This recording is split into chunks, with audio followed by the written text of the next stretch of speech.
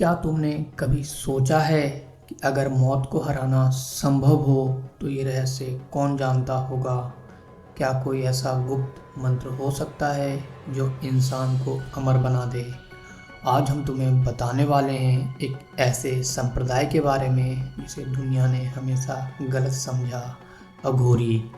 ये वो साधु हैं जो शमशान में बैठकर साधना करते हैं, जो मदिरा पीते हैं, मांस खाते हैं और ऐसे तंत्र मंत्र जानते हैं जिन्हें सुनकर ही रूह कांप जाए। अघोरी एक ऐसा शब्द जिसे सुनकर ही डर लगने लगता है।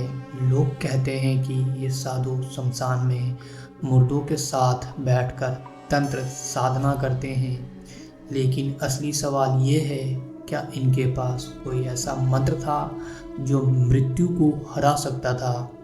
क्या ये सिर्फ साधु थे या फिर किसी और दुनिया से जुड़े हुए लोग? शास्त्रों में एक गुप्त विद्या का जिक्र मिलता है जिसे महामृत्युंजय तंत्र कहा जाता है।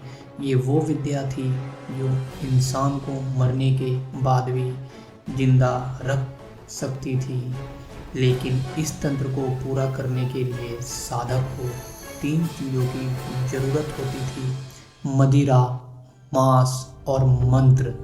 ये 3 चीज़ें मिलकर एक ऐसा ऊर्जा चक्र बनाती थी जिससे मृत्यु की शक्ति को भी हराया जा सकता था, लेकिन इसके साधक को एक बेहद ही खौफनाक प्रक्रिया से गुजरना पड़ता था।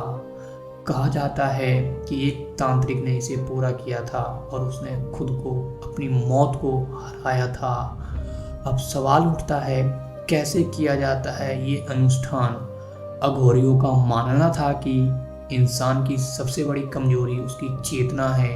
अगर कोई साधक अपनी चेतना को पूरी तरह से तोड़ दे तो वो मृत्यु को भी मात दे सकता है। लेकिन चेतना तोड़ने के लिए क्या क्या किया जाता है? यहीं पर आते हैं मदिरा, मांस और मंत्र।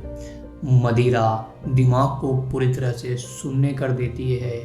मांस धरती से जुड़े भौतिक बंधनों को तोड़ देता था।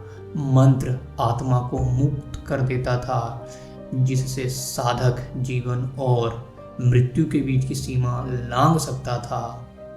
इस विद्या को जानने वाले गिने चुने लोग ही हैं, लेकिन इतिहास में एक ऐसा व्यक्ति हुआ जिसने इस मंत्र को पूरा किया।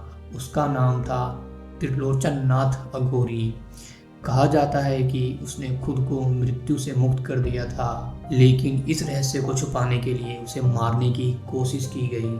आखिरी बार उसे 1903 में वाराणसी के एक शमशान में देखा गया था और उसके बाद कोई नहीं जानता कि वो कहाँ गया। तो सवाल ये है, क्या आज भी कोई इस विद्या को जानता है? क्या अघोरी संप्रदाय के कुछ लोग इस रहस्य को छुपाए बैठे हैं, या फिर कहीं कोई त्रिलोचन नाथ आज भी जिंदा है? अगर तुम्हें ये वीडियो पसंद आई तो लाइक और शेयर करना मत भूलना, और अगली बार किस रहस्यमय विषय पर वीडियो चाहिए कमेंट में बताओ।